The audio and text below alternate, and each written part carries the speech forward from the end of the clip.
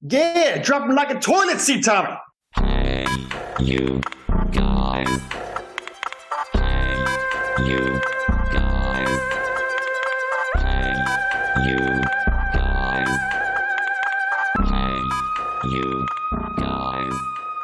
I'm Liam, this is Rob, and welcome to the Hey Guys podcast. This week we're looking back at what might be the hardest movie to Google of all time, the one that, despite a few rough edges, remains one of the most enjoyable and criminally overlooked martial arts movies of the 80s. I don't know about you, but I watched this film what felt like a million times growing up, and I think it's one of those movies that the committed few still have a real soft spot for, but when that's kind of just totally fallen off the map, like this film's never ever on TV anymore, and it feels like nobody's talking about it, which is a shame because I think it's a great movie. No, I haven't seen this movie pop up for a while. As you say, it used to be. Whoa. One thing, this movie, by the way, is Best of the Best. I don't think I said what the movie's name was in the intro. So yes, we're talking about 1989's Best of the Best, in case you're confused at this point. Sorry, right. mate. No worries, starting again. I agree with you. I haven't seen Best of the Best pop up anywhere for years, but like you, it was a film that I grew up with and a film I absolutely adored. It felt like an adult Karate Kid. It's a few things about this film, I guess, because it feels like a movie that's wrapping up the decade. This was made in 1989, and there's little hints of a bunch of films. Like, you know, any kind of sports, martial arts film, they were all getting a reference in this film. There's like, you know, stuff from Rocky IV, there's stuff from the Karate Kid, you know, there's stuff with Tommy going full Drago with the kick, you know, like 200 pounds of power and stuff and all that nonsense. Then he goes full Rocky on the bike. I mean, that scene on the bike is pure Rocky IV as well. Yeah. I think it's just more Rocky IV. The, you know, sweep the shoulder scene is absolutely Karate Kid. You know, the pop the shoulders basically cut me Mick from the original Rocky.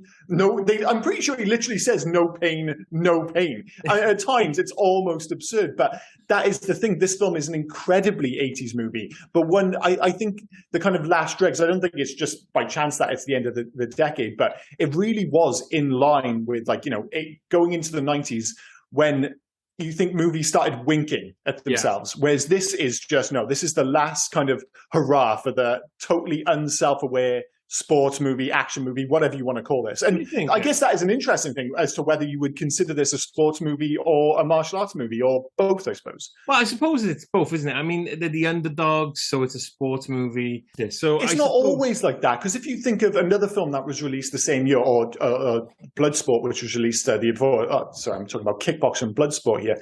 Those films are sports films in so much they're about a competition. Yeah, but they're not sports films; they're martial. And probably, but that's what. But it's probably because they've got a very similar structure. But I agree with you. Yeah, maybe that's it. Maybe it needs to be an officially sanctioned sport. That's it. Because it's not a sanctioned sport. It's not a sports movie. Right? Did you clock the beginning? It's like they used every idea just for that introduction. So the start of the film, the credits, right? Mm-hmm. Is it not the weirdest start to a film of all time? You've got the practicing career with the intense music.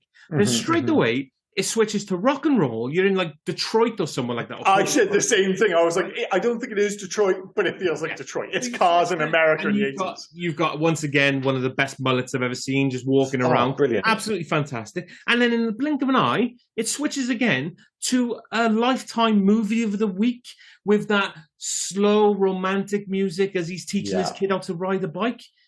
It's weird. Tonally, this movie is really strange because I think for the most part, it wants to just be a sports movie, and that's when it's its best. But every so often, it's like it remembers, oh, wait a minute, this might actually need a bit of plot. I mean, because we've got all these characters. So that's why Walter, like, halfway through this film, Walter gets hit by a car for no reason. It's got nothing to do with the plot. It's just to try and add a bit of emotional depth to it. It's like, oh, my son, he got hit, and he's very understanding about the guy who hit him. Well, Walter's so small, the guy couldn't see him. He'd only had 7 beers. Like, what the fuck do you expect? But how dramatic is it as well? How dramatic is it? It's not just, he got hit by a car. It's, he's gonna lose his leg. Yeah. Ooh. Well, the problem is everything in this movie is more dramatic when it's being delivered by Eric Roberts. I mean, his hair is dramatic, his face is dramatic, but every single line, like, you know, he has a couple of monologues in this film and he is swinging for the fences every single time. Don't take this away from me, coach. This is the only thing that I'm good at. When he says to his mum, this is all I ever had, right? They're talking about this like it's the World Cup of martial arts. I wrote it down, right? Do we ever find out what the competition is? No fucking idea. No, I don't know if it's karate, taekwondo, if it's like a UFC equivalent. It's just passed off as some kind of invitational that happens once every 3 years. Yeah. And similar to Karate Kid, which makes out that karate is the biggest thing in the world in whatever it is, Pasadena in the United States. This kind of posits the idea that the whole world is watching this martial arts competition when really, like, who the fuck cares? Yeah. And, you know, I didn't know anything about Korea back in 1989, but they kind of say on there, say, oh, well, these are the bad guys, and they're the best because they fight in the snow. By the way, they don't look that badass. The bit when they're running in the snow, it's like, if you want to look badass, don't run in the snow. They're running in the snow, but all of a sudden, when they need to train in a waterfall, it's sunny as fuck. Oh, well, it's all over the shot. They get really short shrift in this film. And I want to give this film the benefit of the doubt and say that it's playing on our kind of preconceptions. Like, you know, they're kind of like the Ivan Drago of this film. I was going to say, this did for Korea, I believe, what Rocky IV did for Russia. Yeah, well, the problem was, like, with Rocky IV, they built up Ivan Drago and there was a narrative and there was a connection. In this, we're just supposed to be like, wait, so South Koreans are badasses? That's about it. And all they do every so often, they just cut to them punching their own hands, going, bah! Ah, just shouting and punching their hands. It's like, did you not have any budget to do anything else? Like, no, we're just going to punch our hands. And I love it halfway through the film as well. Halfway through the film, they go, okay, we've got to interject some emotional turmoil now. Oh, yeah, he killed Tommy's brother. There you go. Yeah. And it was almost like 3/4 of the way through. They were like, I don't think this is enough. I will make it that Coach Kuzo was the coach, of his brother's team as well, which surely he would know. He would have known this. I mean, make no mistake, this film is as dumb as a bag of hammers. Yeah. But despite all the criticisms, and there will be many more, this film is so fun to watch. So fun. Let's stick to dumb as a bag of hammers, criticisms, right? One of the best, I don't know if it was a character choice, I don't know if it was a writing choice. Chris Penn, we want you to play a cowboy. You're a cowboy. Be a cowboy, proper cowboy. Okay, yes, cowboy, yes. From Miami, Florida? Yeah, I don't know what they're going with. The thing is, he's like the least of this film's probably, at least he's got a bit of charm. I think the biggest issue, like, Sonny is a non-event. Virgil just about exists. Yeah. Like, some of the people in this film, you're like, you could do without. But... I mean, to the point where Sonny and Virgil don't even get invited back to the sequel. Yeah, because nobody remembers Sonny. Like, Virgil is borderline interesting because he has like a weird trope. Like, he's the kind of heartfelt, thoughtful hippie fighter, I suppose. Yeah. But Sonny is just like, he's just a guy. That's it. He doesn't get enough to do in the film. He just exists. His only purpose, and don't get me wrong, like, but you could literally replace him with anyone, is that you need that fifth person. Because if nothing else, what having those 5 fighters does is give this film a really interesting structure at the end of the film. Like, the actual fight system where the points carry over, so it's a combined amount for each fighter, is actually absolutely inspired. Yeah, only though if you complete your match. Yeah. So it adds an extra wrinkle kind of thing. Yeah. So this whole film, because the Koreans are just in Korea. There's no real kind of fighting before. Well, there is the bar scene and stuff, but there's no actual drama beyond the, as we said, enforced drama, because they were like, we've got to add something here. What this film wants to be is, it wants to be a film about 5 guys training for a while and then going to fight in a competition in Korea, and that is it. I've never noticed it before, right? 2 things I've never noticed. The first one, the fighting at the end, the competition. Mm-hmm. I've never noticed the crowd until I watched it this week. Yeah. But whatever they're filming is definitely not extras for this film, because everybody in that crowd is over 60. So there's loads of old people. Yeah, they have gone to some sort of weird event and just filmed a bunch of over 60 Koreans and just thought, that'll be the crowd. That'll be it. And they've got a very distinct look. There's something weird about Koreans once they get above a certain age. Yeah. They all like become like the same person. It's really weird. Like, I think one of the things that we mentioned already is that I knew nothing about Korea before this, but, I've been to Korea a few times since then. My sister-in-law's Korean, my nephew's Korean. And it's bizarre. Like, one of the things you notice when you're over there is that I think it must be around 50, 60, all the women suddenly get perms, start wearing body warmers, and just look alike. And I don't mean that in a weird way, because they're Asian. No, they all just be like, all right, we've got a look now, and we're all going to share it. I mean, it's yeah, really bizarre. You got to stick to a look, haven't you? So happy. Well, they all do, but I don't know what the cutoff is, what the age is, or whether they made a decision, or whether it's some kind of hive mind situation. But at some point, they're all like, all right, I'm of age now. I'm going to get the body warmer. I'm going to get the perm, the weird glasses, maybe even the like the poker style hat. Those seem to be going around quite a bit. It's very bizarre. It's very bizarre. The second thing I wanted to notice, and again, and I've never noticed it until now. This was written by Philip Ree, who was Tommy Lee. Mm-hmm, mm-hmm. So he wrote this film, and he did 2, 3, and 4 as well. We'll get into them in Legacy. But obviously, he had to name the characters then. So do you think he was a huge fan of Taxi Driver? Chris Penn is Travis Brickley. So they just took Travis Brickle and put a Y on the end. Yeah, I never noticed that until I was literally typing it down today. And I was like, wait a minute, is that purposefully supposed to be like Travis Brickle? See, I'm saying it the wrong way now. But yeah, it's very odd. I didn't know he wrote this film, though. Maybe that way he was able to get away with hiring his brother as the bad guy? Which I loved. I've said my wife was watching it with me this film, and she had a thing for Virgil. I forgot to say that one. But as we're watching it, she went, "Oh, that's nice. That's a tear. He's talking about killing his brother." I said, the irony being that that's actually his brother, Simon Reed. This film's got a lot of weird brother stuff in it. There's like just a lot of brothers chat. There's like, you're my brother, but they're actually brothers. You killed my brother. You like my brother, but I don't mean it like actual brother, but I mean it like the way black people use it, which, I think is more important. There's a lot of that stuff going on. And what comes with that is a lot of emotion. And again, driven by largely by Eric Roberts, who constantly is on the verge of crying. As you say, like, this movie is at its weakest is when it's not dealing with people training and people fighting, because it goes totally, like you said, kind of straight to DVD. What was the term you used? There's a special term for it, for these overly emotional TV movies. Oh, those Hallmark movie of the week. Movie of the week. Yeah. Hallmark. Yeah, that's the word I was looking for. It totally goes. It even feels like they kind of like soften the focus. Like it just feels like it's shot in a different way, and it is quite horrible at the times. And as much as I love Eric Roberts in this, there's two very different Eric Roberts. There's the overly emotional Eric Roberts when his hair is down, and then there's the hair up, I'm a badass. And I tell you what, he totally pulls off the badass side. Like that is one of the things about this movie. And let's just say that the fighting in this film is outrageously inconsistent. But outside of Tommy Lee, who clearly is the only one who can actually fight, the one who convinces most is definitely Eric Roberts. Yeah. Like he looks like like in the bar scene when he punches the dude one punch, like I buy into that. And even in the competition at the end, obviously he hasn't got like the range of movements and skills that like Tommy Lee and stuff has, but he looks like convincing in a way that none of the other guys do. No offense to Chris Penn. I think Chris Penn was a great actor. Mm-hmm. But couldn't they have got anyone else to actually like I'm a larger gentleman. Okay. I mean, I'm getting less larger every week, but that's something else. But I'm a larger gentleman. I should not be in a martial arts film where I'm doing roundhouse kicks and things like that. Put me in a wrestling film, maybe. But put me in a football, like an American football film. Okay. But you are not taking a guy my size and going, right, you're now a martial artist, go for it. It's like fucking Beverly Hills Ninja with Chris Farley.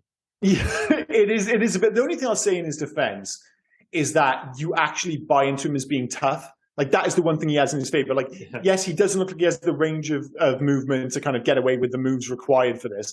But again, as we're so confused as to what the rules are of this tournament, i.e., is it karate, is it taekwondo, or is it kind of a more mixed martial arts? If we go on the basis that it is more of a mixed martial arts, and he is a boxer, ostensibly, then I can just about buy. And I think that was me trying to do mental gymnastics just because I like him in this film. Yeah, he's a ridiculous character, but I do enjoy him. And he does the character well. But Eric Roberts or Alex Grady said there at the beginning of the film, he was invited to the national karate team. Yeah. But then all of a sudden they're all doing different fucking martial arts within the film. Do you know, you mentioned it as well, you mentioned the bar scene. Mm-hmm. Did you recognize the bad guy, Bert? No? I suppose you wouldn't unless he had a hockey mask on. Did he play Jason? Yeah, it's Kane Hodder. Really? Yeah. So he played Jason. Yeah, he's a big old boy, isn't he? Yeah, he played Jason in a few of the... he's played a couple of movie monsters, but he was most notably for playing Jason Voorhees. Yeah. Yeah, I mean, it's one of those scenes where it's just like so much of this film, it's so clearly telegraphed. It's like, well, there hasn't actually been like a fight scene in this yet. It's like, oh, well, we're going to go to a bar before we head off. It's like, oh, I wonder if there's going to be a bar fight. Of course there is. It's like, when they're talking about early in the film, I wonder if Alex Grady's shoulder is going to become an issue later in the film. I fucking suspect it will. Although everyone makes such a fuss about Alex Grady's shoulder, which of course is an issue. Isn't Dehan's lack of a second eye a much bigger issue? I mean, I'm sure depth perception, regardless of whatever martial arts, and they're clearly using Taekwondo predominantly, surely depth perception is pretty important. You would hope. I mean, he's probably swinging at two of them up there, isn't he? You don't know who he's Yeah, hit the one in the middle.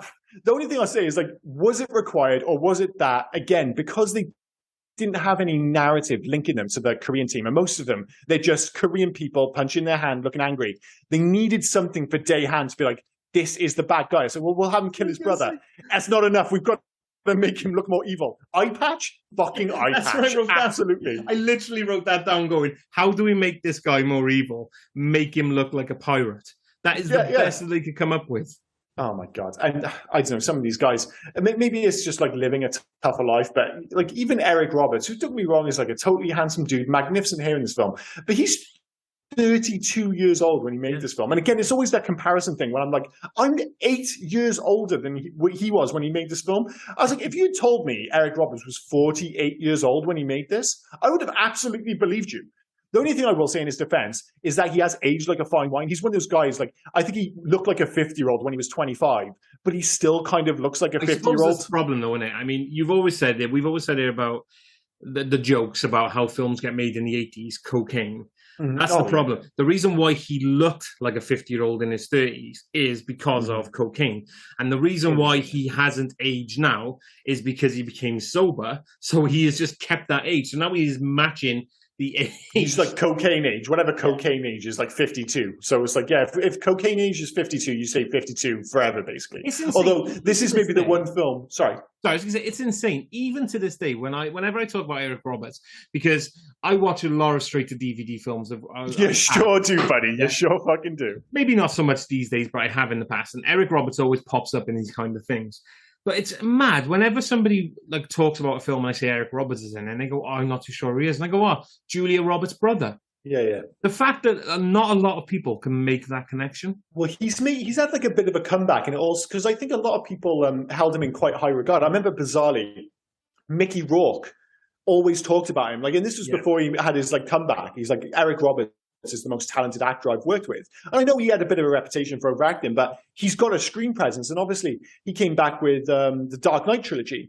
Yes. And don't get me wrong, he's still in a lot of straight-to-DVD stuff, but he does pop up in some legitimately big films kind of thing. He's one of those kind of turned into a bit of a character actor now where he kind of goes back and forth between straight-to-DVD fare and genuinely, quality movies, I suppose. But yeah, for the longest time, that's what I knew him as, was Julia Roberts' brother. And I think because of the hair in particular, he's never looked more like his sister than in this film, because he's got that big wide smile. Yeah. And if you notice, when he gets very emotional about Walter, it's very emotional, he gets that same Roberts vein in his forehead, which Julia Roberts often has. And I was just like, oh, that really is like a Julia Roberts move. But who's naming their kid Walter, by the way? I know. Like, what are you having, a fucking 80-year-old? Yeah. Walter. Oh, my son, Walter. It's like, really? Nobody asked that question?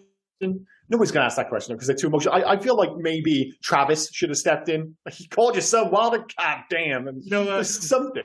Well, whatever the hell his accent is, because he's from Florida, of course.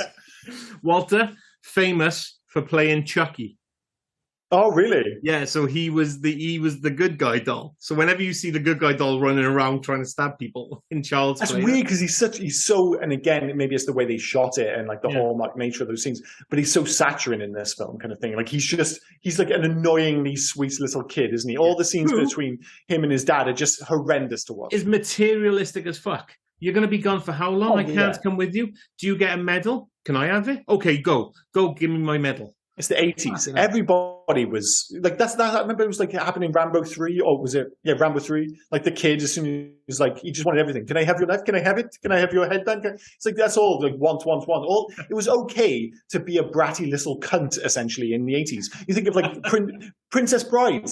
Savage, all he does, he's just a little shitbag in the bed while Columbo's trying to read him a great story. I mean, he turns the corner in the end, but it takes him a while. But the fact of the matter is, at the start at least, he's just allowed to be a brat. Whereas nowadays, it's like, you can't have a character like that. It's ridiculous. Once. But of course, 80s, all about commercialism. Yeah. Capitalism. Of course you want. It's America in the 80s. You want everything. Ridiculous. I've been around as well. You were talking about Eric Roberts, and I said, like, I've had a life. I've been around at least 3 people that have dislocated their shoulders, right? Painful. I've dislocated mine when I was younger. And I don't think I've ever made that noise. Oh, that little scream. He kind of squeals at the end, doesn't he? And like, it's just like, he was swinging for the fences. Goddamn, Tommy, tape it up! Pop it, Tommy! Pop it! Fucking pop it! It's just like, okay, dude. It's just, like, I know it hurts, but anybody think like you'd lost a leg. He sold it fantastically, though, when the ref touched him to check on him. He's there going like this. The ref touches him. He goes, aye! Like, it is all a bit much. And it leans into that whole thing that, like, when he's hurt, he's on the verge of crying. When he's emotional, he's on the verge of crying. When he's just standing, he's on the verge of crying.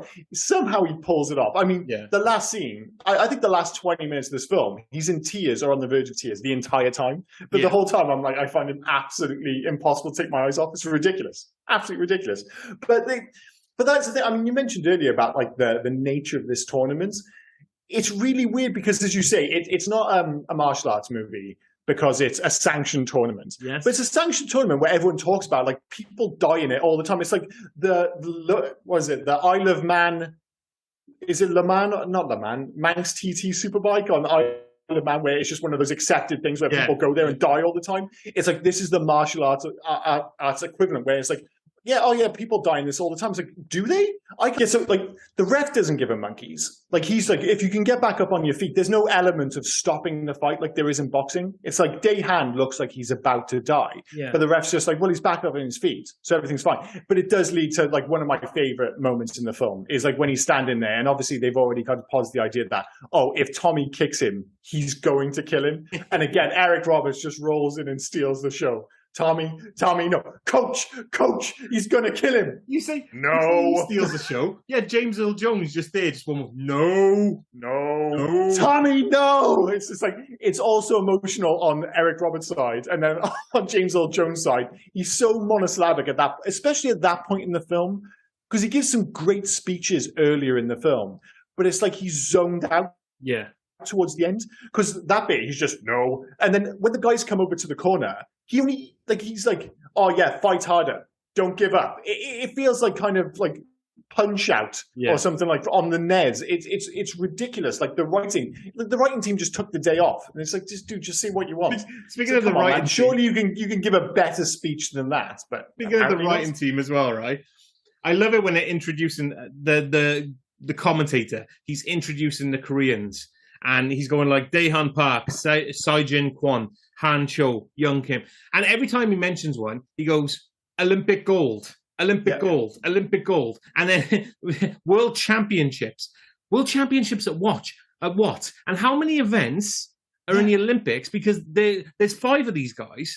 And they've all won Olympic gold round about the same years. Yeah, and they kind of keep reminding you that Daehan is like unbeatable and like constantly wins. It's like, well, yeah, but who's beating him? How are these guys winning gold medals? It doesn't, like, there's a whole bunch of stuff there which doesn't make sense. I love how the commentator does go full on exposition in that sequence. The only thing, again, close to it is maybe Rocky IV. It actually really reminded me of the commentary about the, coming to Russia at the end of that film.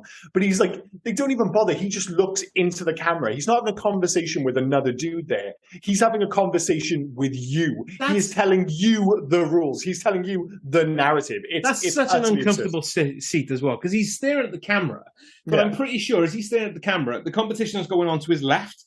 So I don't know what's going on. What I loved as well, you're on about the competition, right? I loved when we were talking about the intro at the beginning of the film, where it went from like Korea to rock and roll Detroit, even though it's not Detroit.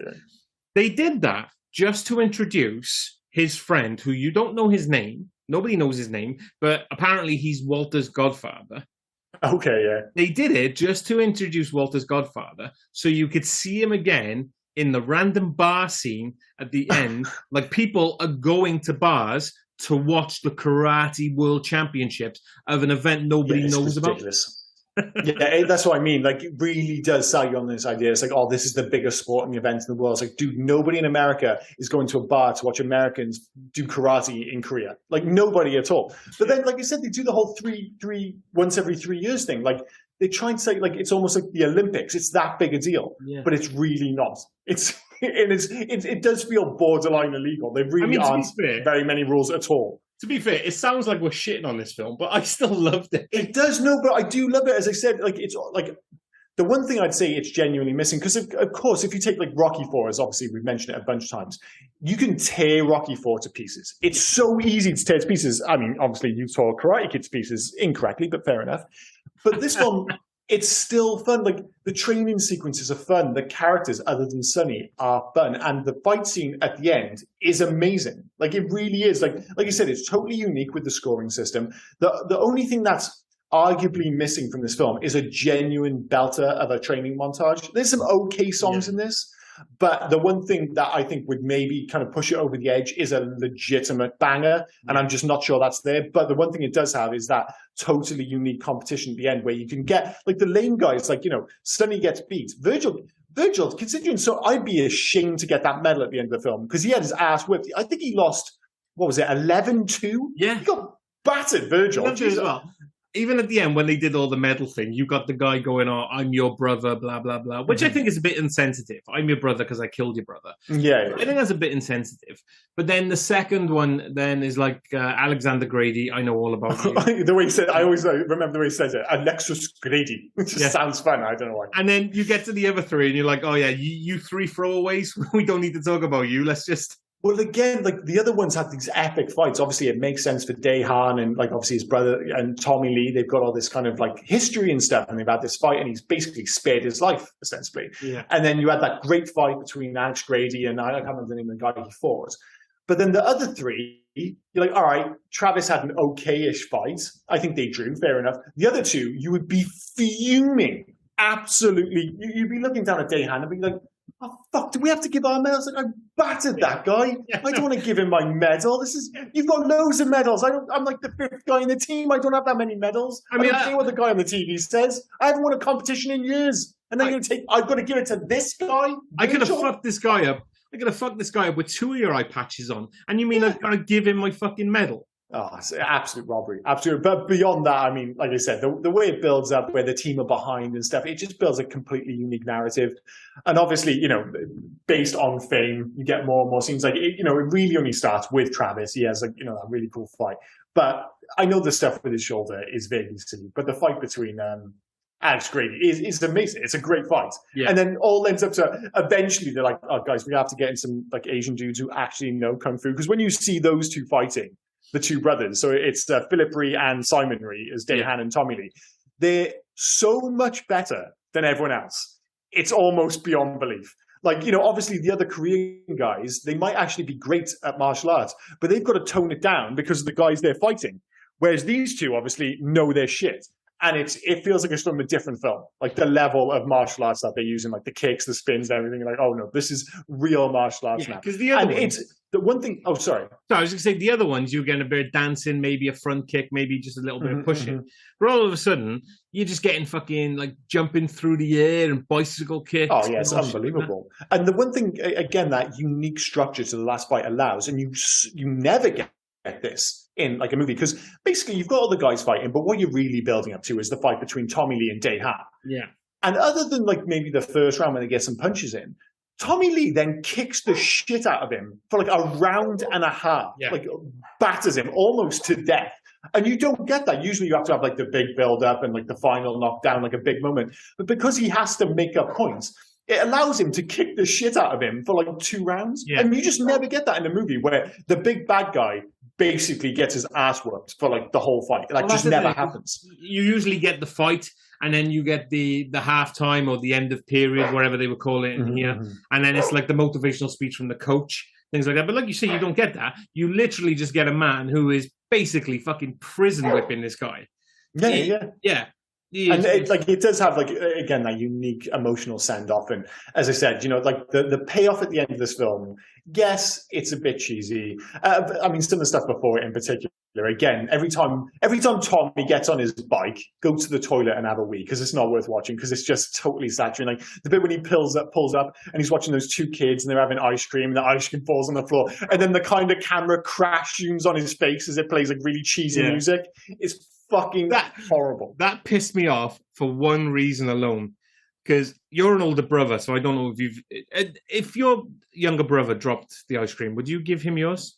Would I bollocks? Okay, no, because my fucking brother wouldn't. My brother had this game, and he actually mentioned this to me a couple of weeks ago. This isn't another Brick Wars, is it? Jesus Christ, I can't deal with another Brick Wars. So there's this other game we play. It's called Knife Game, where we just kind of stab each other until somebody gives up and has to go to the hospital. We used to play Knifey Spoony. I always had the spoon, so I lost.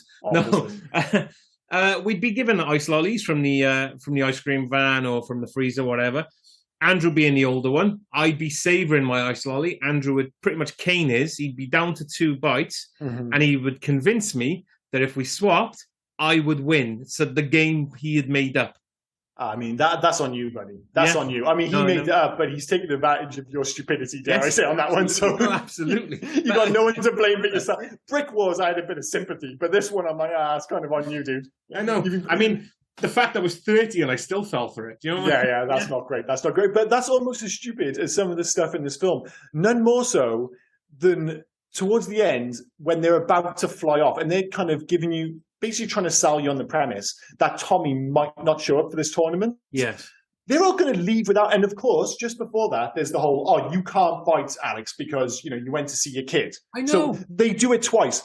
But then one of the things you notice is that this is a 5-on-5 tournament and they have no substitutes. So if somebody doesn't show up, they lose. They can't fight 5-on-4. It's funny because when he was bitching Alex out, when he was chewing him a new one, he turned around to, what was the name of his, what was his name? Oh, the little weedy Don coach Peterson. Guy. He turned around to Don Peterson and he said, call the alternate. Yeah, he's all about calling an alternate when Alex Grady apparently fucked up, although he didn't. But then there's no alternate. Can you imagine that poor guy?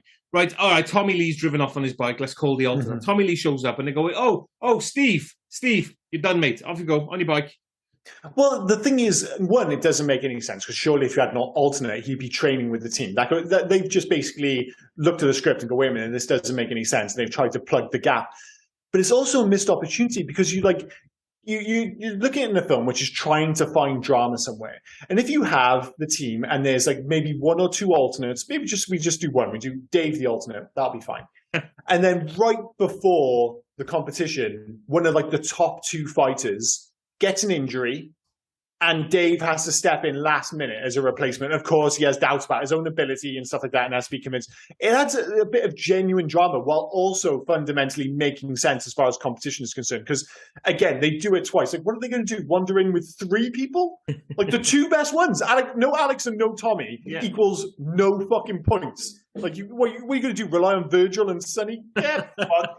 They knew what the score was. They knew those guys weren't up to anything. They were the dregs. They're dude, we need the Asian guy. We absolutely need the Asian guy. I mean, poor Virgil. He's probably still trying to figure out the inner and the outer labia.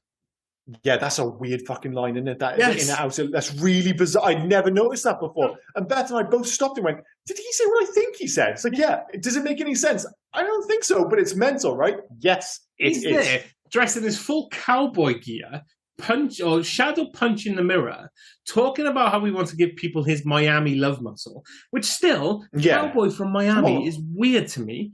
Then he's trying to get Virgil's attention, who is, I'm guessing he's in some sort of trance. He's praying or he's meditating. Yeah, and then he's going meditating, I thought, inner and outer labia.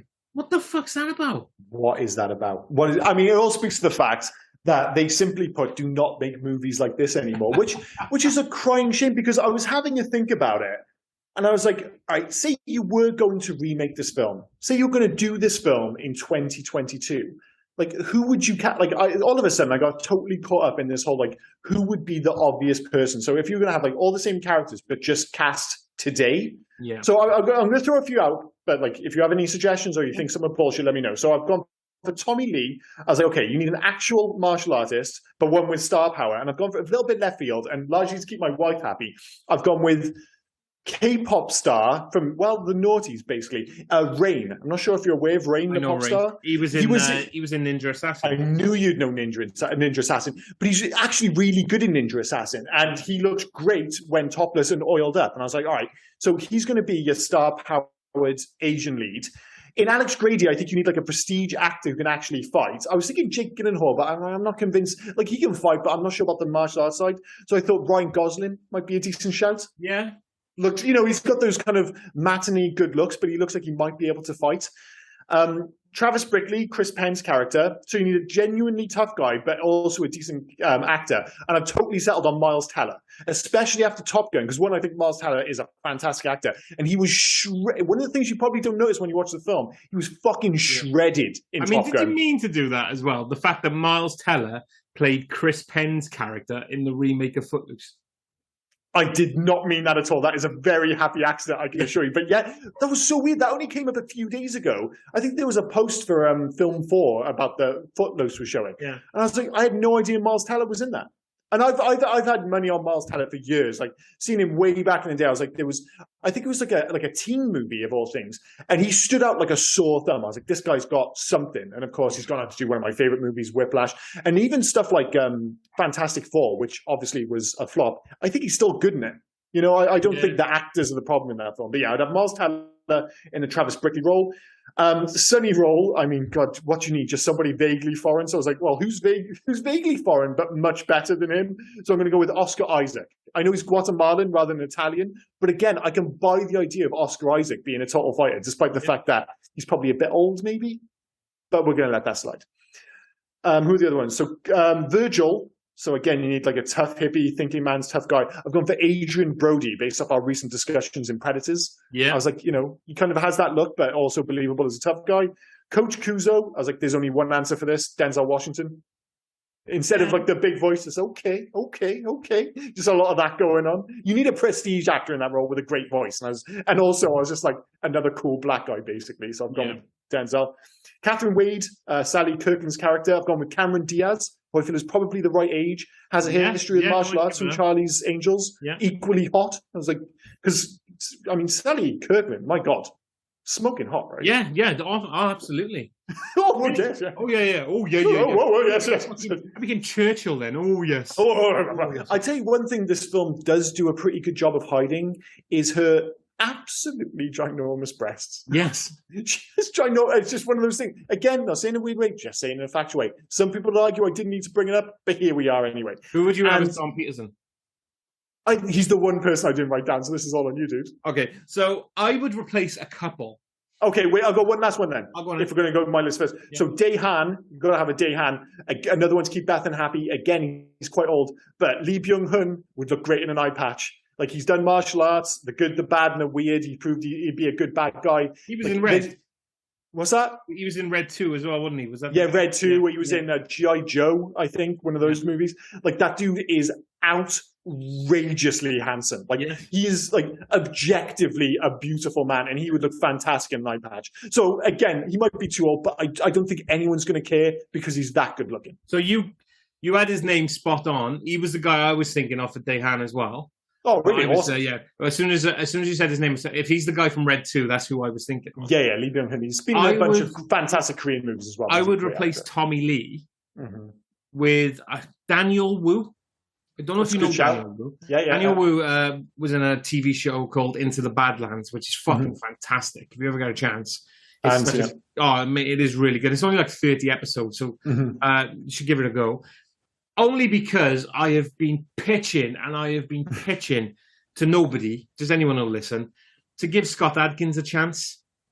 Yes. I wouldn't put Scott Adkins in the Alex Grady role because unfortunately, I love him, but unfortunately, star power. But he would be Virgil for me. Yes, good shout. He could totally be a Virgil, 100%. He can play Sonny or Virgil. It depends which way you want to go. Like, if you want him to be more generic tough guy and forget about the fact that his only character trait is that he's Italian, apparently, it's like he could totally play either of those roles. I wouldn't have had Denzel as Frank Cuso, but I don't know who I would have had. Yeah, So yeah. I'm not too sure. But Well, I was thinking, like, because you're not going to, basically, you're not going to get another voice like Tommy Lee Jones. So it's like, all right, you need someone with star power, and you need someone with Tommy a Lee cool Jones. voice. Sorry, Tommy Lee Jones. I've got it mixed up with Tommy Lee, of course, and Coach Kuzo, played by James Earl Jones. I do apologize. But yeah, I think part of it is just like, I just love Denzel Washington. And I just like, again, he's the complete opposite, because you feel like his conversations, like, he wouldn't be shouting no. He'd just be like, Tommy, no. No, that serious kind of, like, you give him that Denzel look, and you'd be like, man, I can't go listen to Denzel. Like, he didn't shout. He's more quietly intense, isn't he? Yeah. But yeah, that's why I'm going for him. And Don, I would have either given it to, of all people, Jim Carrey. No, that's a left field choice for sure. Yeah. But I could go with that. Yeah. Or Adam, fucking, what's his name? Kylo Ren. Oh, Adam Driver. Adam Driver, yeah. Isn't he too physically imposing to be? Although he does a pretty good job of geeking up. Yeah. You think about his films where, like, because he can look. I love Adam Driver. Like, he's probably my favorite modern actor. But he's one of those guys who can go from unbelievably handsome. You think of him in Kylo Ren with the hair and everything, and obviously, like, he takes the top off, he's in great shape, and you see him in those bizarre, is it Gucci adverts where he turns into a Minotaur, and it's just fucking insane. But then equally, like, is the film called the Scorsese film Silence, when he loses all the weight and they comb his hair back and he's got those silly big ears, and suddenly he looks quite ugly and awkward. And all you have to do with him is, like, lose a bit of the muscle and comb his hair in a weird way, and suddenly he can play the weird geeky side. Like, do you know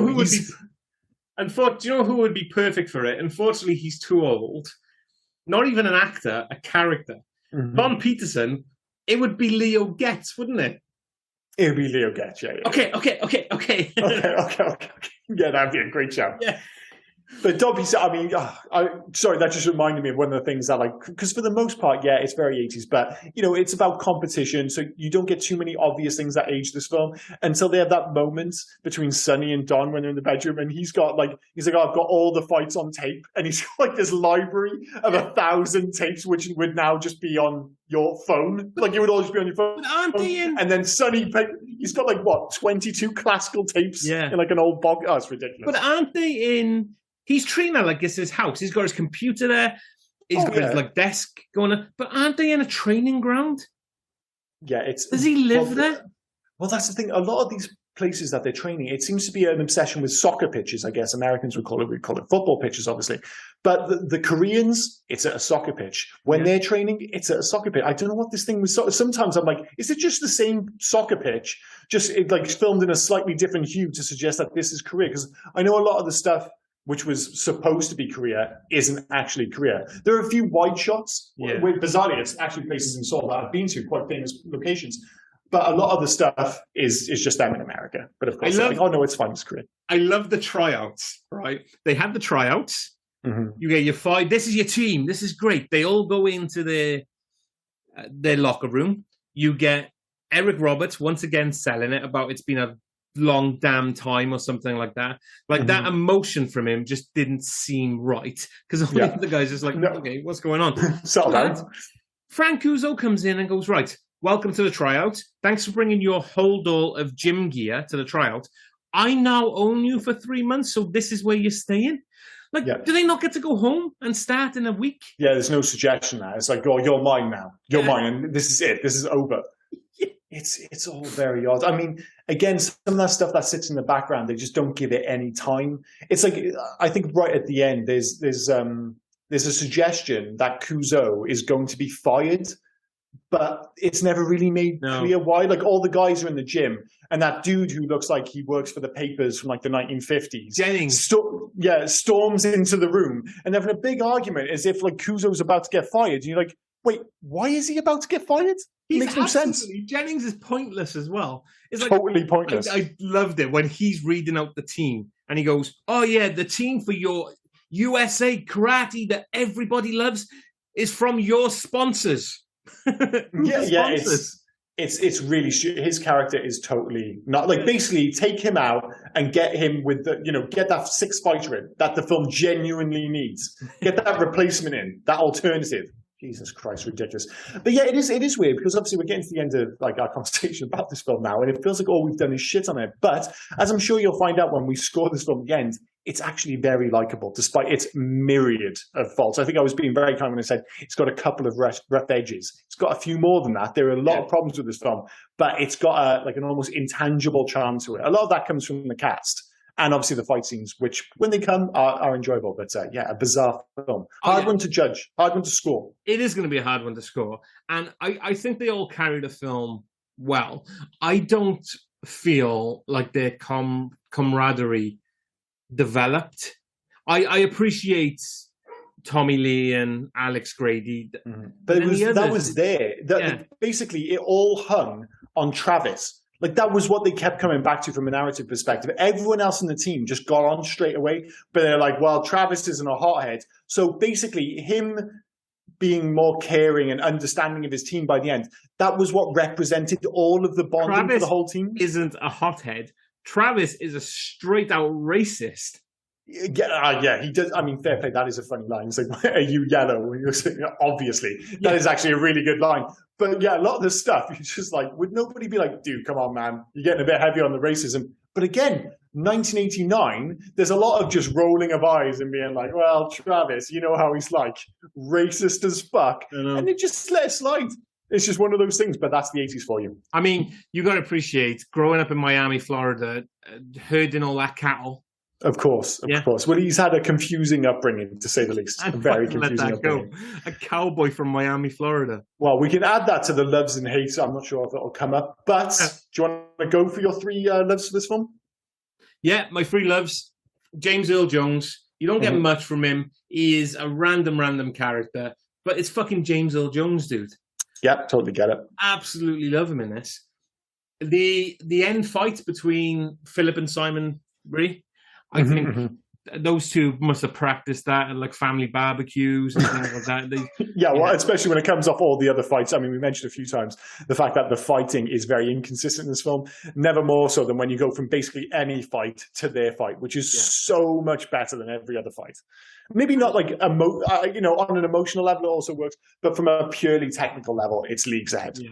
His ups and downs with his acting choices and everything, but Eric Roberts was having some sort of fun in this film. I liked Eric Roberts in this film. This is unbelievable. This is unbelievable. You've basically got the exact same list as me. Oh, yeah? So I've got number one, Eric Roberts, the hair, the fighting style, the acting, the full package. Yeah, absolutely Eric Roberts. Number two, James Earl Jones. I've just got the voice. Again, some of the I do feel like the writing team kind of started throwing in the towel, no pun intended, towards the end of this film. But, it doesn't matter because it's all being delivered by James Earl Jones. Such a fantastic voice. And I haven't got their fight specifically. I've just got the unique showdown with the combined point system at the end of the film. I just thought, I love the fact that it gets all five fighters involved. And it just allows for, because usually, most fights kind of fall into that same format. Like the good guy will have a decent start, but then it'll look like he's about to lose, and then at the last moment he'll victory from the jaws of defeat. Whereas this has some of the guys just getting their ass whipped, other people fight into a stalemate, and then of course that mentioned earlier, that unique opportunity to have Tommy absolutely batter Dehan in a way which doesn't happen in other films. Can I add a fourth? Go for it. Well, I always add a fourth. So this is the one week I don't have a fourth, and you do. Absolutely perfect. This is what Beth keeps saying. It's like, you two should get married. Like, maybe we should get married. Chris Penn's line after they do the concrete blocks. Why are you counting them for? There's something about the way he did. He sounds like he's been taking tips out of Eric Roberts' book, because he sounds like he's about to cry. Yes. What are you counting them for? Just he's such an infant in that one scene. It's really bizarre. Yeah, great chat. But it makes me laugh all the time when I hear that. Well, that is the thing when we talk about these moments, with Eric Roberts and these weird acting choices. But it does make for a much more memorable film than this should be. This should be a kind of nothingy straight to DVD martial arts movie at the tail end of the 80s. Instead, it is one of the most memorable, without question. As I said, I watched this film so many times when I was younger, and not because I was an idiot. I like to think I had relatively good taste when I was younger, and this one kept coming.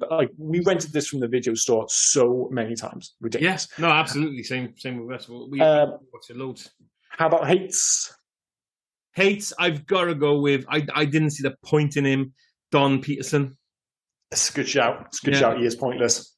Like, I absolutely didn't see the He point. really is pointless. I kind of wish he's going to be my number 4, basically. Oh, okay. Cowboy from Miami, Florida. Now, I'm probably going to get some hate for this because they might be cowboys in Miami, Florida.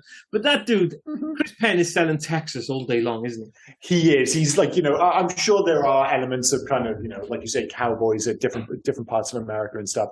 But yeah, he has gone for the full Texan look. No two ways about it. Like, the big belt buckle, the hat, the jacket, everything is Texas. And my third hate is Tommy Lee's flashback moments. Like, the thing that sends him into a flashback is ice cream. How can ice cream make you feel sad? Well, I guess it's kind of like if you were eating ice cream at the saddest moment of your life. But it's like, still ice cream. It's lovely. Like, how would I feel if I was every time, say like the first 10 times I ate ice cream in my life, someone ran up and kicked me in the crotch? Like, every time. I feel like eventually I'm like, I was like, I'm not sure if I'm enjoying this anymore. Even if it stops happening, I'd be like, there's just a fear. I just associate ice cream with getting kicked in the balls. Yeah, but to be fair, that should have to say a lot about you, not about the ice cream. The fact that somebody is willing to follow you around and kick you in the balls every time you eat ice cream. I don't know if that says a lot about me. I think that says more about their mental disposition. Somebody who's willing to spend that much time. I mean, again, I guess to take your argument, I must have done something pretty rotten to encourage someone to follow me around and kick me in the crotch every time I eat ice cream. Luckily, I don't eat ice cream. Ice cream? Something did happen. Ice cream? I can't even say it. All right, anyway, my hits. So I've got Sonny being a bit of a nothing character. We said the same about Don, but I just thought that Don, you could just have him disappear. The thing is with Sonny, you need him in the film. I just wish he was a bit more interesting. Like you said, Virgil, like, you can't have every character equal. I get it. You're moving down the order. But I think at least Virgil had a few things which made him stand out, whereas Sonny to me was just didn't really land at all. Virgil's real name, I don't think his parents liked him. What is that? His real name? John Dye.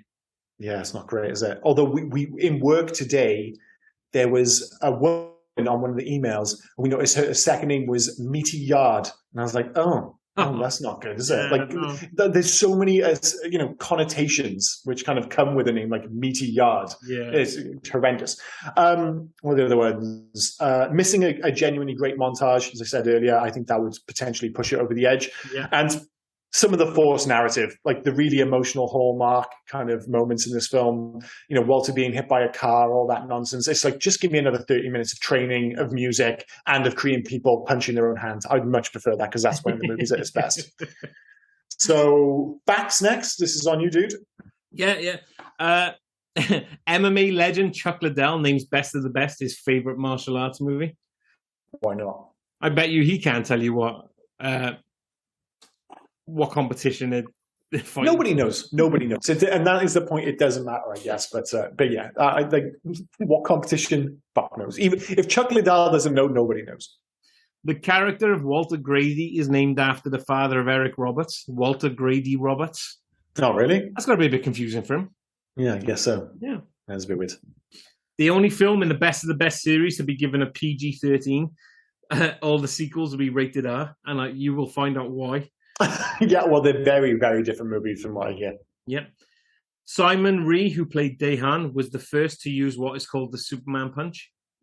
Oh, yeah, where he dives forward. I'd never seen that before. Sorry, I totally forgot to mention that was one of the coolest things I'd seen when I was younger. That was up there with, like, the crane kick. Only you were like, I might actually use that in a fight. Like, the crane kick looked amazing. Nobody's ever using the crane kick in a fight. But as we found out with the UFC, everyone saw the Superman punch and was like, I'm totally using that because it is badass. The thing is, the only one who comes close to it is Eric Roberts almost does it earlier in the film, but he doesn't dive into it. Yeah. Where he's walking through the bar because he's on the phone and the fight all kicks off. He walks out the bar and he just punches a dude, but the dude's almost behind him, so he's kind of leaning into it. It has that kind of vibe, but not as dramatic as Daehan's totally awesome Superman punch. As you can imagine, there's not many facts for Best of the Best. So no, and again, I think I mentioned at the top, it's impossible to Google. If you type in Best of the Best, it comes up with lists of best of everything. If you type in Best of the Best 1989, it comes up with all the best stuff from 1989. If you type in Best of the Best movie 1989, it comes up with the best goddamn movies. If you spell it wrong, it doesn't do the whole, did you mean Best of the Best? No, it just does Bear of the Bear. That's the thing. Beat of the Beat. That had loads more answers. Yeah. Loads of Google searches on both Beat of the Beat and Bear of the Bear and Bear of the Beat. Ridiculous. I think it does this film a genuine disservice. It's like calling your movie porn. It's absurd. I got two more, right? So Eric Roberts and James Earl Jones must have enjoyed starring together because they starred together then in The Ambulance in 1990. Okay, yeah. Yeah. Have you ever seen that film? I've never seen that film, no. It's just about a random ambulance that goes around kidnapping people and selling their organs. Oh, sounds lovely. Sounds adorable. And I already mentioned him, Kane Hodder, who was Jason Voorhees. Mm-hmm. He had different roles in the first 3 movies of the series. In Best of the Best, he plays Bert, the bar patron that accidentally punched his girlfriend when trying to punch Travis Bickle. I'm saying Bickle.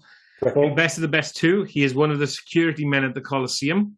In Best of the Best 3, he is one of the white supremacists at the showdown at the end. Well, that's the only thing comparable to that is Indiana Jones and... God, what's his name? The British wrestler guy? Yes. Because he was in... We've mentioned him a few times. He was in all 3 of them, wasn't he? Pat Roach. Pat Roach. Yeah, Pat Roach is in... Well, you see him in the first film as the big giant Nazi who he fights on the plane. You see him as the big giant Indian. Yeah. The Temple of Doom. And... in the third, I can't remember who he's supposed to play in the third film. He did have a scene shot, but it was actually cut from the movie. Yeah. But yeah, that's the only thing comparable. But obviously, in, dare I say, slightly better movies than the Best of the Best sequels. Which does bring us nicely to Legacy. And dude, if ever a Legacy section needs to be covered by anyone, it has to be you, because Best of the Best has a legacy of many straight to DVD. And what I suspect are relatively, at least, bad movies. But you'll know better than I because you've seen them all, of course. Right. So I've already mentioned Philip Ree, who played Tommy Lee. He wrote the story of Best of the Best. So I don't think he wanted to let it go. So you get Best of the Best 2, which is set in, I believe, Las Vegas. Okay. It brings back Philip Ree, Eric Roberts, and Christopher Penn. They're the only ones that come back. Oh, and sorry, Walter Grady as well. Yeah. Okay?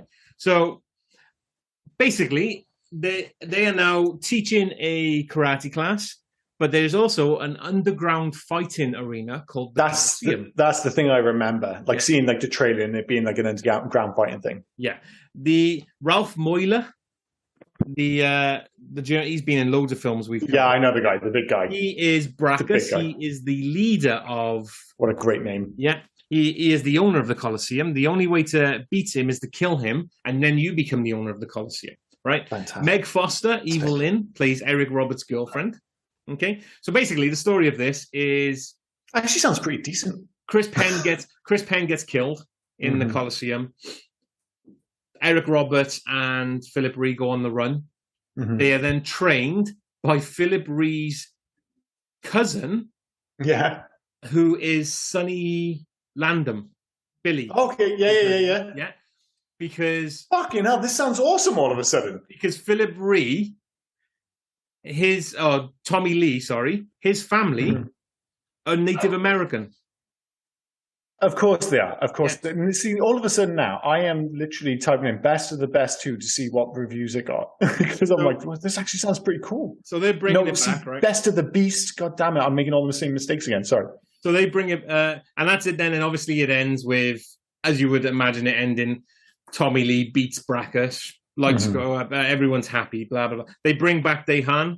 Do you know who Wayne Newton is by any chance? No. The Las Vegas, he's like a Las Vegas legend. He's like a show. Oh, yeah, sorry, I'm literally looking at Best of the Best 2 like a Robert now, so Goulet character, right? Yeah, I know. Well, he's the mouthpiece of Brackus. So that's all right.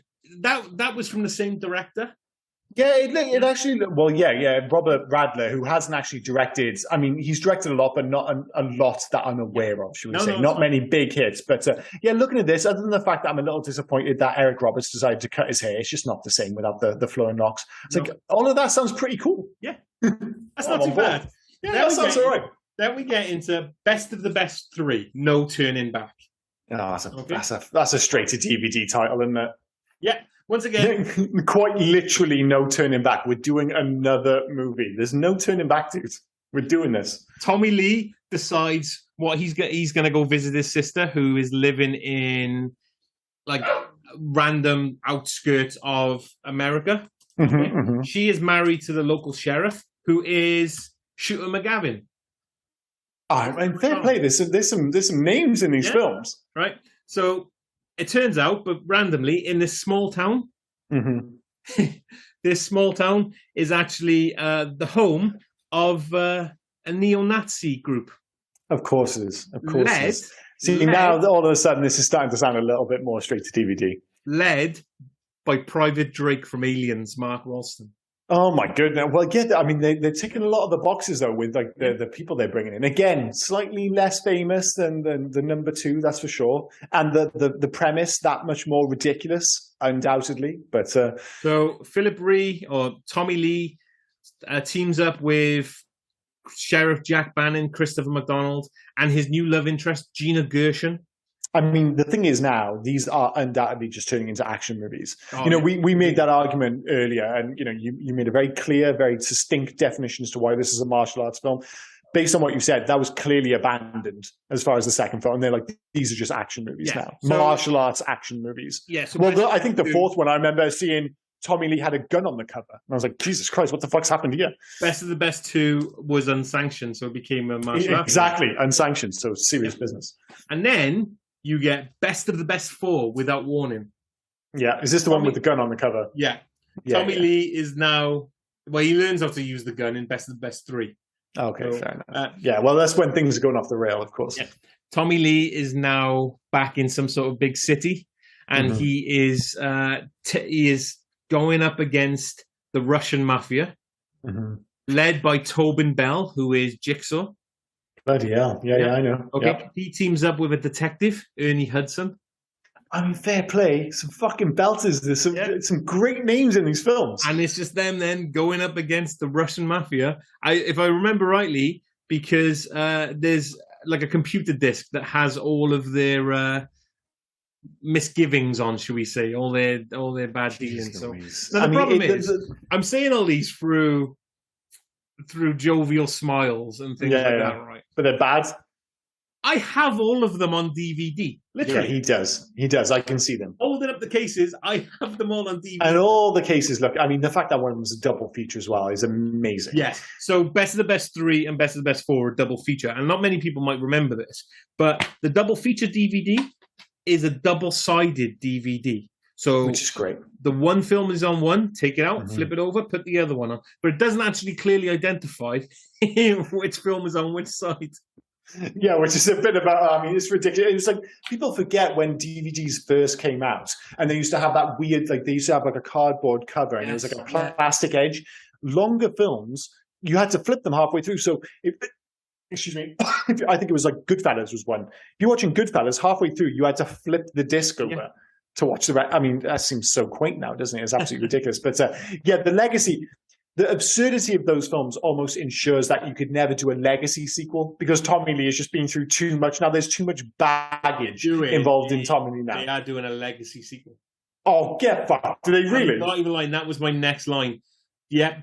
Tommy Lee is trying to bring back a legacy sequel to the original Best of the Best. Oh, so kind of ignore 2, 3, 4. I believe so, yeah. Because that's a trick, obviously, that's been used a bunch of times. Like, they did it with, and again, I don't think everyone realized at the time, but Superman Returns is basically Superman 3.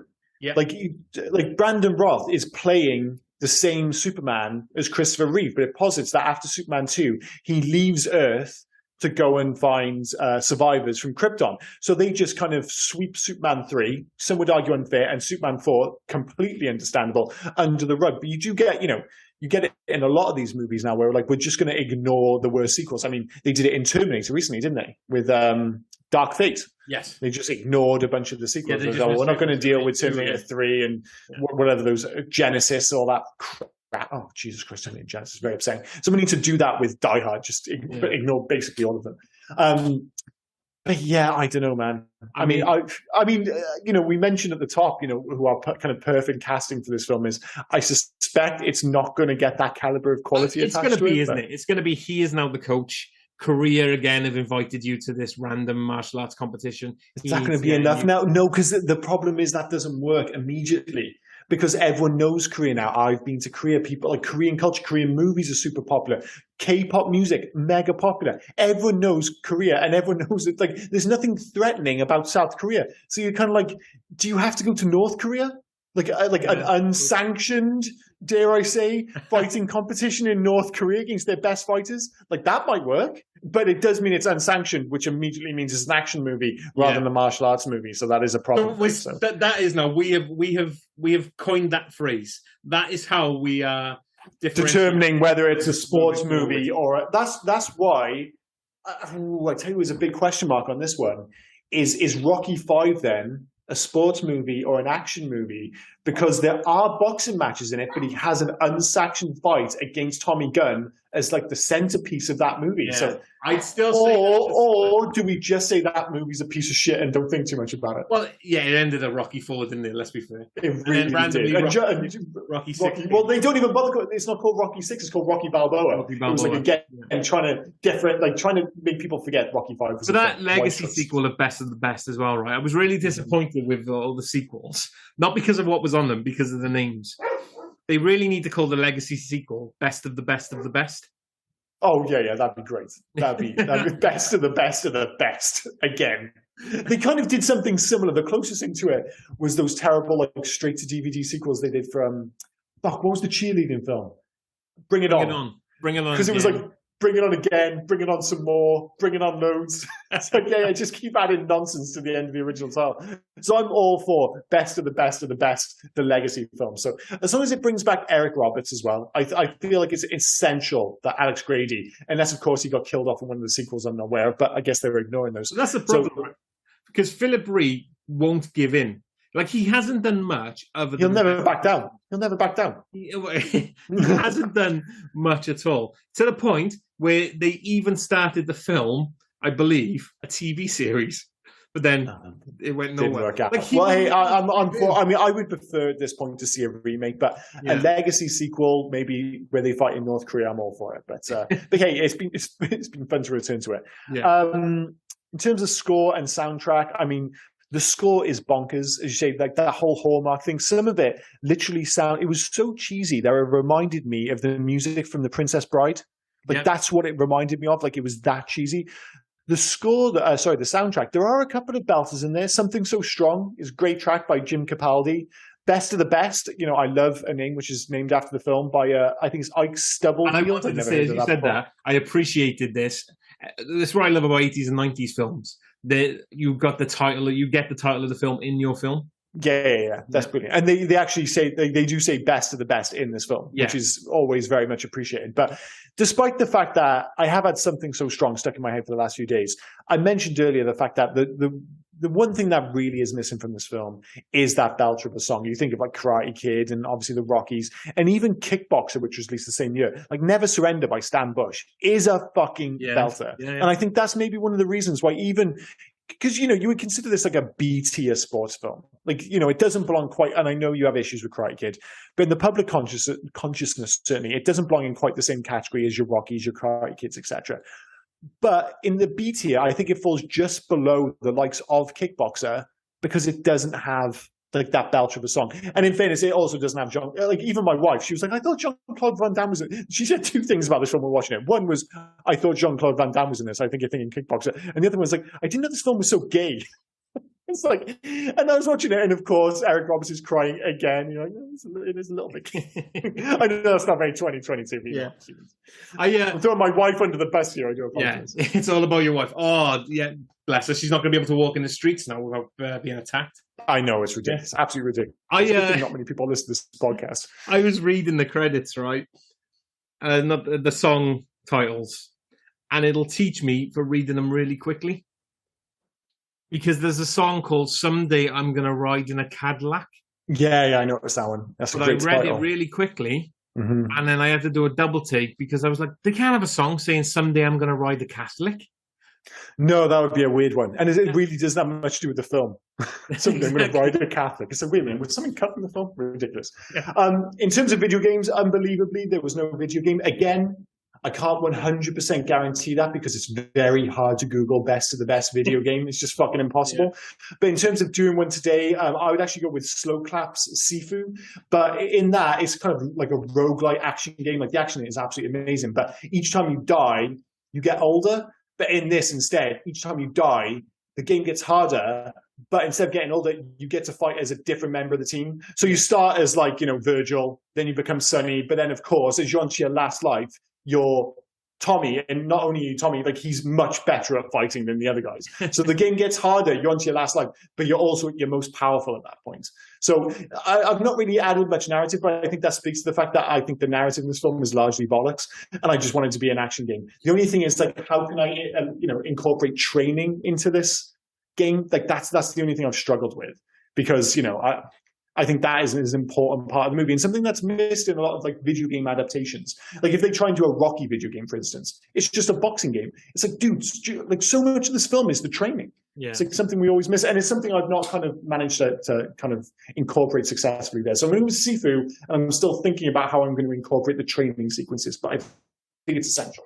So how about this? Between each time you die, so if you've got like that like roguelike thing, so each time you die you become a different character. When all of you are dead, that's game over. Yep. But at the end of each run, you get to train the team to become better. So each time you can go further into the run because each member of your team is slightly better. So there we go. That kind of works. So for me, I took the general essence of all of the films, not just Best of the Best, where it was... Oh, that's probably a much better approach for a video game. What was the name of the game that was kind of like Streets of Rage, but it wasn't? It was something to fight. Final Fight. The Final Fight. I would do a Final Fight-esque game.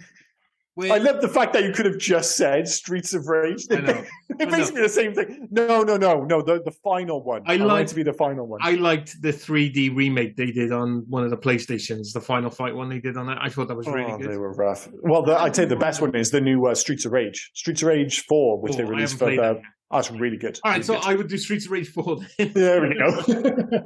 But you'd have, like... The whole, you're just fucking Tommy Lee going through fighting neo-Nazis, fighting Russians.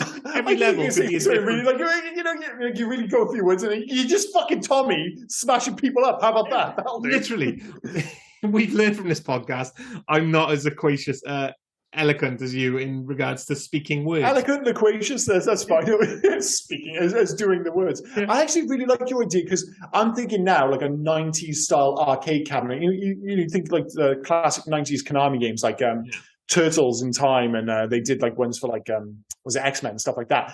And basically, so you have like a full 5 controllers, but you can control like all the guys on the team.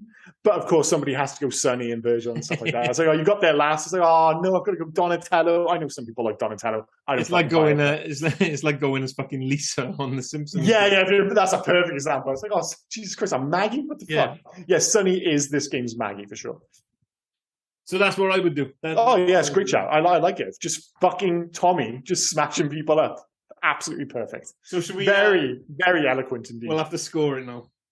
Yeah, it's a bit of a tricky one because it's the whole point of this is we're not supposed to, review with our hearts. We're supposed to review with our heads. Does it hold up? And so it doesn't hold up amazingly well. There's still some great stuff in it. The cheesy stuff is incredibly cheesy. It's a 3-star film for me. Would I recommend it? I don't think I would. To people who didn't grow up with this film, I actually think it's a pretty tough sell. I don't think it's a film you would be like, this is unwatchable.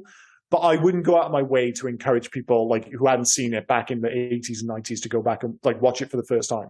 Like if you saw it when you're younger, yes, go back and rewatch it. It's as you remember. It's as ridiculous now as it was then. But yeah, I'm going to go for 3 stars and sadly not a recommendation, which hurts my heart to say, but there it is. I'm pretty sure you've just said word for word. This does happen occasionally, doesn't it? It is a 3-star, and it's not one that you would recommend. I mean, it's one that you enjoy, but the problem with a film like this is you enjoy it because you've known it. Like somebody who's never seen Best of the Best is not going to enjoy this film now. I don't think they are. No, like I said, it's not like a train wreck by any stretch of the imagination, but it's not enough to kind of encourage people to go and see it. Like if your friend accidentally watched it, they might be like, oh, there's some okay stuff in it. But I'm not going to go out and tell people they have to see 1989's Best of the Best. It'd be ridiculous. Yeah. Yeah. So that was that was best of the best anyway. So next week, we've actually got a treat for people. We're inviting a friend of the podcast back. We're inviting Dave, because Dave and I are huge fans of this film, and you've never seen it. No, I have never seen Red Dawn, which I gotta be honest, I was as shocked as anyone. It feels like one of those movies I would have just watched, whether it be on, not just on TV, like it just feels like one of those classic VHS movies. And obviously, it's not like a movie I wasn't aware of. And it's got like a bunch of stars in it.